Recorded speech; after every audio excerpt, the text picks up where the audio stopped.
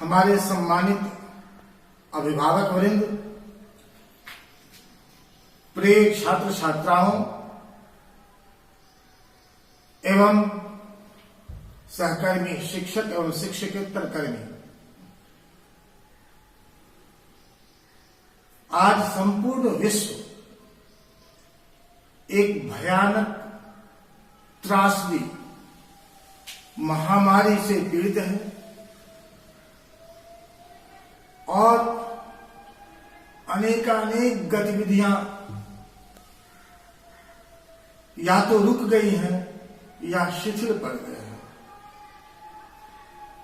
समय अब इतना लंबा खींचता जा रहा है और जो कोरोना वायरस के संक्रमण का रफ्तार है, इसको देखते हुए ऐसा नहीं प्रतीत होता है कि 3 मई के बाद सभी स्थितियां सामान्य हो जाएंगी, वरन एक लंबा समय लग सकता है, क्योंकि वायरस का संपूर्ण निदान वैक्सीनेशन, टीकाकरण होता है, जिसके बनने में सुलभता से हर जगह उपलब्ध होने में एक लंबा समय लगता है। अतः वर्तमान समय में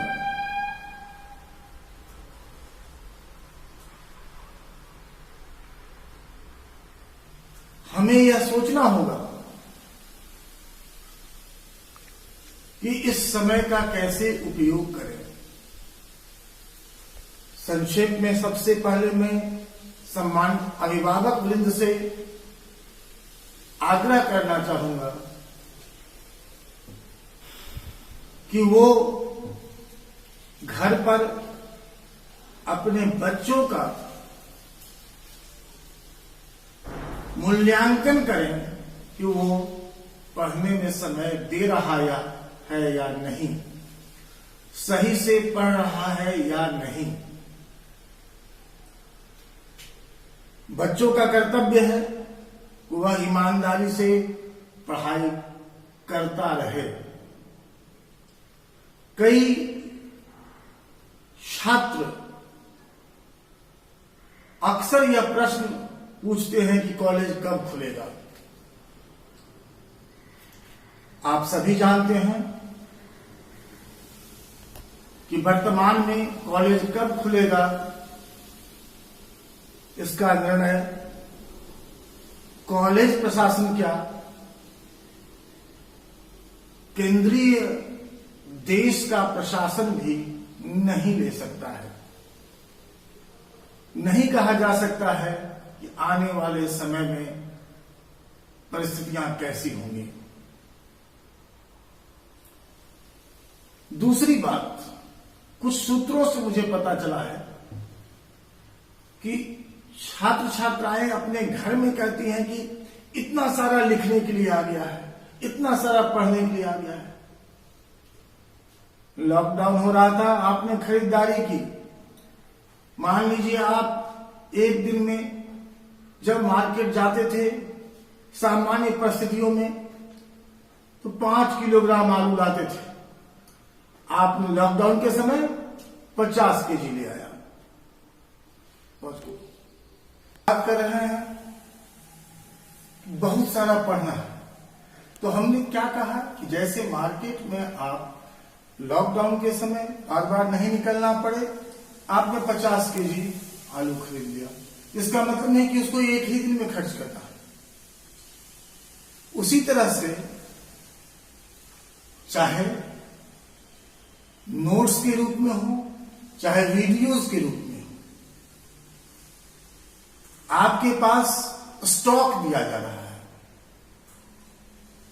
आप उसको बारी बारी से धीरे धीरे करके पढ़ें, जैसे नॉर्मल दिनों में हम लोग पढ़ते हैं, जैसे नॉर्मल में हम लोग क्लास करते थे, उस तरह से पढ़ें।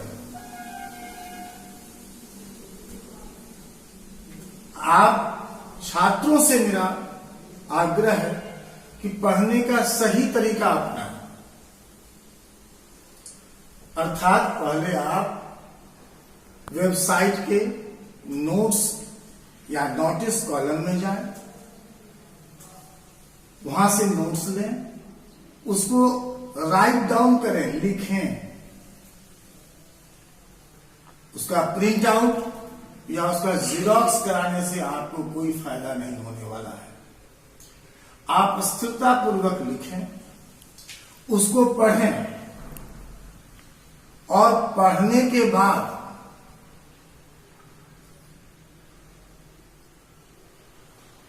उसको फिर से एक बार रिवाइज करें और तब आप वीडियो देखें और तब तय करें कि क्या समस्या आपकी रह गई। उस समस्या को आप व्हाट्सएप पर मैसेज के रूप में भेजें। जो आपको व्हाट्सएप नंबर दिया गया है उसे कॉलिंग नंबर नहीं बनाएं।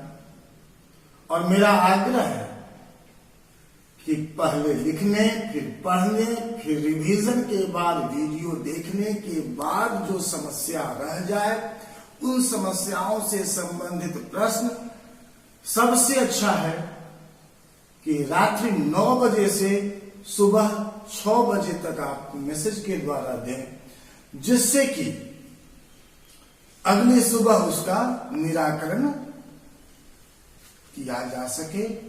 संबद्ध शिक्षकों तक उसको ट्रांसफर किया जाएगा, जिससे उसको वह अगले वीडियो में एक्सप्लेन करेंगे। दूसरा प्रश्न उठता है कि किसी भी पढ़ाई का मूल्यांकन के लिए परीक्षा आवश्यक है। वर्तमान परिस्थिति में परीक्षा केवल ऑनलाइन संभव है। अब इसके लिए हम अल्फाबेटिकल ऑर्डर से बॉयज एंड गर्ल्स का अलग अलग ग्रुप बना रहे हैं। आपको एक यूनिट दे दिया गया है अभी तक, उसी तरह से आपको नोटिस के द्वारा दे दिया जाएगा कि अगला टेस्ट किस विषय का होगा। फिर आपको सूचना दे दी जाएगी किस तारीख को होगा। उस तारीख और उस समय को आपके ग्रुप में, एक ग्रुप का एक साथ क्वेश्चन हम व्हाट्सएप के जरिए देंगे। क्वेश्चन यूट्यूब के जरिए नहीं जाएगा, क्वेश्चन व्हाट्सएप के जरिए जाएगा और नियत समय में बना करके उसके आंसर, जैसे मान लीजिए पहला का ए आंसर +7, तो पहला ए +7 मतलब ऑप्शन और करेक्ट आंसर भी लिख करके आप कागज पर रखेंगे, उसका फोटो खींचेंगे और सेंड करेंगे।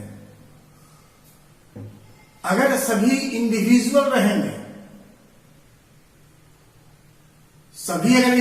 रहेंगे, तो मान लीजिए 100 लोगों को भेजने के लिए 5-5 के ग्रुप में कितना ज्यादा समय लगेगा। एक साथ सारे लोगों की परीक्षा हो भी नहीं सकती है, फिर उसका मूल्यांकन सही से नहीं होगा। इसलिए आपको ग्रुप वाइज नोटिस जाएगा कि किस टॉपिक का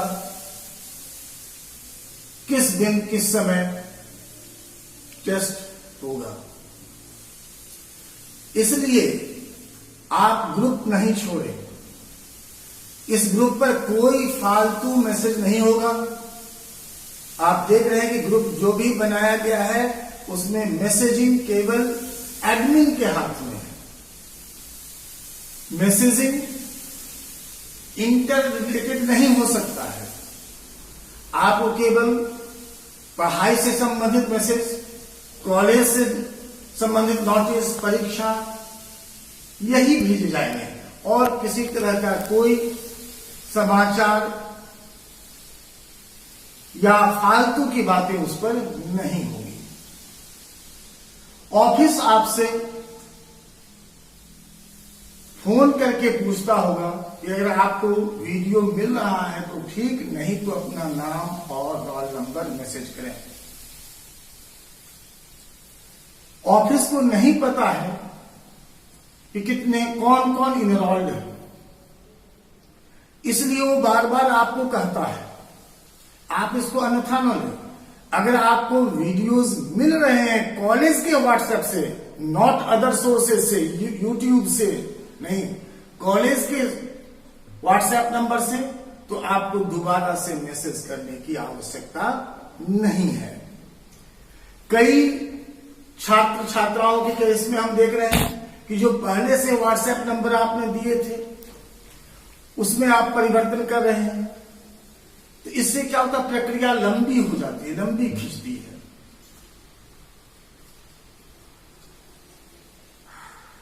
आप अपने अभिभावक को ये ना कहें कि इतने सारे चीज पढ़ने हैं, इतनी सारी चीजों को एक एक करके पढ़ना है। हम आपको मैसेज के थ्रू सीक्वेंस बना देंगे, फिजिक्स का भी, केमिस्ट्री का भी, मैथमेटिक्स का भी, इंग्लिश का भी, computer science, economics, biology and commerce के डिफरेंट विषयों का। एक बहुत जरूरी बात है कि जब आपको बायोलॉजी के टेक्स्ट भेजे गए, I am not bio student, who says you to read bio if you are not bio student? Just ignore और delete it. Why you are messaging? ये ग्रुप पूर्ण रूप से अल्फाबेट आधारित है, नाम के पहले अक्षर से। हाँ, लेकिन जो लोग बाद में जुड़ रहे हैं उनका उसमें से किसी ग्रुप में एडजस्टमेंट किया जाएगा। तो ग्रुप में कोई विषय के आधार पर नहीं है, नाम के प्रथम अक्षर के आधार पर अभी तक है। तो इसलिए इस तरह के मैसेज नहीं करें। ऑप्शनल सब्जेक्ट्स के वीडियोस और टेक्स्ट या रिलेटेड बातें, इवन क्वेश्चंस पूरे ग्रुप में जाएंगे और जिसका जो है उसको वह एक्सेप्ट करे, जिसका नहीं है वो उसको डिलीट करे, इग्नोर करे। आपके मोबाइल का हो सकता है मेमोरी फुल हो सकने का डर हो, वीडियोस यूट्यूब पर भी उपलब्ध है और वेबसाइट पर भी स्टूडेंट्स कॉर्नर में जाएंगे तो सब्जेक्ट के टीचर के नाम के साथ वीडियोस अपलोड हो रहे हैं, तो वहां वह स्टोर्ड है। जब आपको हम कोई रिप्लाई करते हैं तो आपको केवल और केवल अपने प्रश्न लिखने हैं। Good morning, thank you, okay, bye, hi, ये करने की कोई आवश्यकता नहीं है। और अभी भी सच्चाई है कि साइंस फैकल्टी में लगभग 50% लोग ही कॉलेज के वेबसाइट से जुड़े हैं। तो कॉलेज के वेबसाइट से नहीं जुड़ने से आपकी परीक्षा बाधित होगी, इसलिए जुड़िए और ये जुड़ना अनिवार्य है। बल्कि आपका अटेंडेंस हम इसी से बनाएंगे और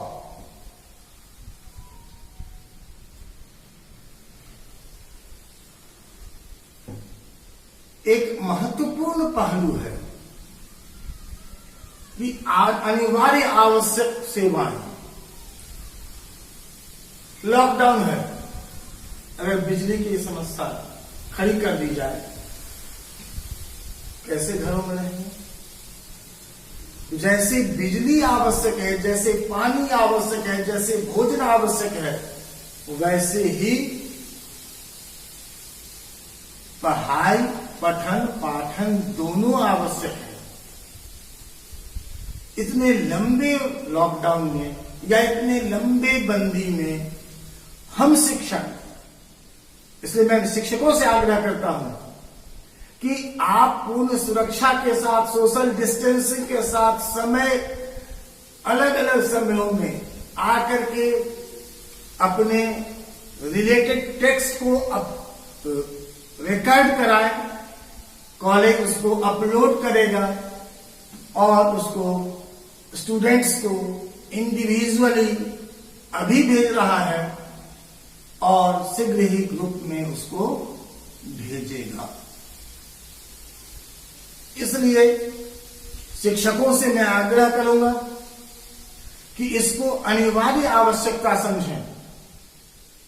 केवल नोट्स उपलब्ध कराना ही नहीं, और मैं आग्रह करूंगा कि उसके नोट्स के साथ साथ उसके वीडियोस भी हमारे पास उपलब्ध कराएं और अलग अलग समयों में आकर के इसको तैयार करें। कई छात्र छात्राओं से ये देखते हैं कि आपको फिजिक्स के भेजे गए, आप तुरंत मैसेज शुरू कर देते हैं, केमिस्ट्री का भेजिए, केमिस्ट्री के भेजेंगे तो मैथ्स का भेजिए, मैथ्स का भेजा गया तो कंप्यूटर साइंस का नहीं है। अरे भाई, कंप्यूटर साइंस का आएगा तो वो मैं अपने पढ़ने के लिए नहीं न रखूंगा। जैसे आएगा मेरे पास तैयार हो जाएगा, आप तक पहुंचेगा। जो आपके पास पहुंच गया है, पहले उसको पढ़ने का कष्ट तो करो भाई। और कुछ लोग ये कहते हैं कि कॉलेज जब खुलेगा तब ये पूरा पढ़ाया जाएगा, तब नोट करेंगे, तब जैसा माहौल है, जैसा विश्व का संक्रमण का रफ्तार है, ऐसा नहीं लगता है कि इतना ज्यादा समय मिलेगा कि इन सारे टॉपिक्स को फिर से पढ़ाने। अगर आप मार्च 16 से खुला था, उस समय से चलता तो जो समय था, और अब जब खुलेगा, कब खुलेगा पता नहीं, लेकिन जब खुलेगा तब इतना समय तो होगा ही नहीं। 1.5 महीने का समय तो लगभग जा चुका, और कितना समय जाएगा ये पता नहीं। इसलिए समय मूल्यवान है। आप आज की तैयारी आज ही करें। किसको पहले करें, किसको बाद में करें, इसके लिए अगर आपके मन में दुविधा है तो मैं परसों तक आपको सब्जेक्ट का सीक्वेंस, सब्जेक्ट के यूनिट का सीक्वेंस मैसेज के थ्रू दे दूंगा, जिससे कि आप तैयारी करें और उसी क्रम में chapter wise, unit wise, topic wise नहीं, यूनिट वाइज ऑनलाइन परीक्षाएं होंगी।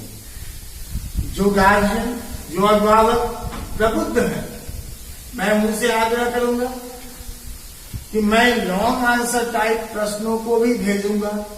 आप अलग से 10-12 पेज का एक कॉपी दे दें, इन्विजिलेटर के जगह अपना हस्ताक्षर कर दें और नीचे लिख दें कि प्रमाणित करता हूं कि मेरा बच्चा किसी तरह से किताब कॉपी से नकल नहीं किया है, और अपने पास रख लें।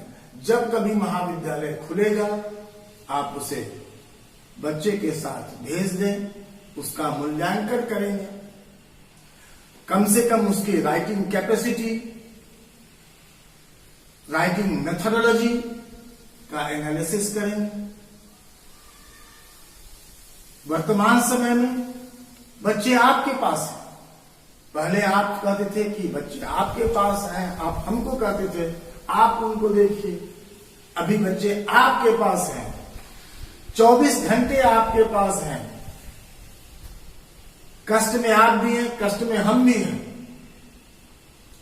लेकिन इन सभी कष्टों के बीच बच्चे सही से पढ़ाई कर रहे हैं कि नहीं कर रहे हैं, तैयारी कर रहे हैं कि नहीं कर रहे हैं, अनावश्यक रूप से समय तो नहीं बर्बाद कर रहे हैं, इस पर जरूर गौर कीजिए और अपने बच्चे को कहिए कि चरणबद्ध तरीके से हड़बड़ाहट में सब लिखने की जरूरत नहीं है।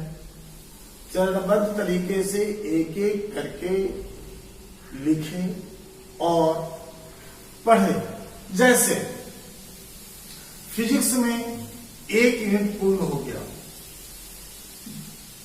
Electromagnetic waves and dual nature. ठीक है, आप उसी के टेक्स्ट को पढ़ लिखिए, रिवाइज कीजिए और उसको वीडियो से समझिए। उसमें कहीं समस्या है तो उसको भेजिए। दूसरा यूनिट काफी एडवांस स्टेज में आ गया है, वो है ऑप्टिक्स। तो नंबर 2 पर उसको ऑप्टिक्स को ही रखिए। केमिस्ट्री में जैसे मैं कह चुका हूं कि रिडॉक्स रिएक्शन पर पहली परीक्षा होगी, इसी तरह से आपको परसों मैसेज के द्वारा चला जाएगा कि कब किस सीक्वेंस में यूनिट्स का ऑब्जेक्टिव एग्जाम होगा, और उसके बाद आपके घरों से ही सब्जेक्टिव एग्जामिनेशंस भी होगा। तो ये समय बहुत ही अजीब है।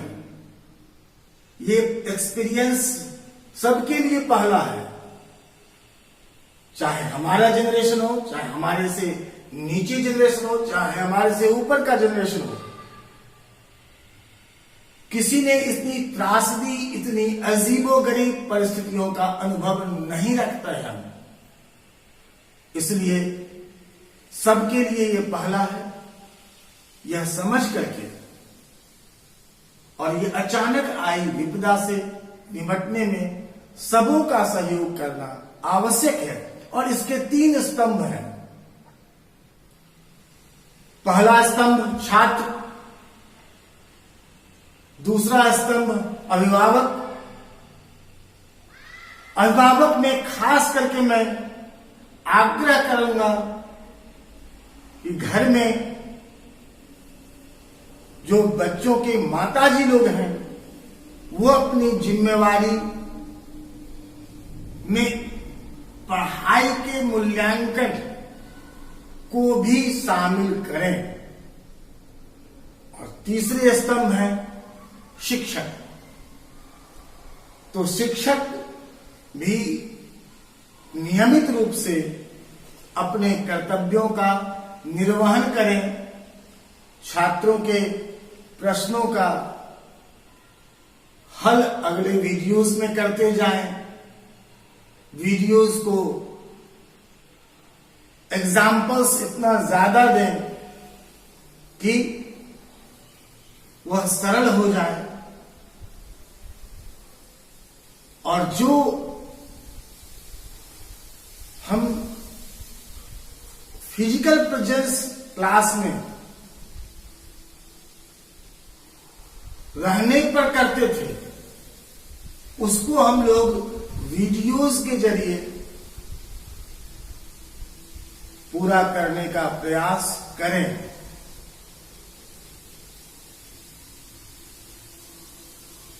उम्मीद है आप सभी स्वस्थ होंगे, अपने स्वास्थ्य के प्रति भी सचेत रहें, संक्रमण से बचने के एहतियातन जितने उपाय हैं वो करें, लेकिन तीनों स्तंभ अपने कर्तव्यों के निर्वहन का भी चिंता करें, समय से करें। Justice delayed is justice denied. उसी तरह से delay in education is also a crime, whether it is by any 3 of the components. आइए एक बार फिर हम लोग प्रण लें कि स्वास्थ्य की रक्षा के साथ शिक्षा, शिक्षण को भी तंदुरुस्त रखें। धन्यवाद।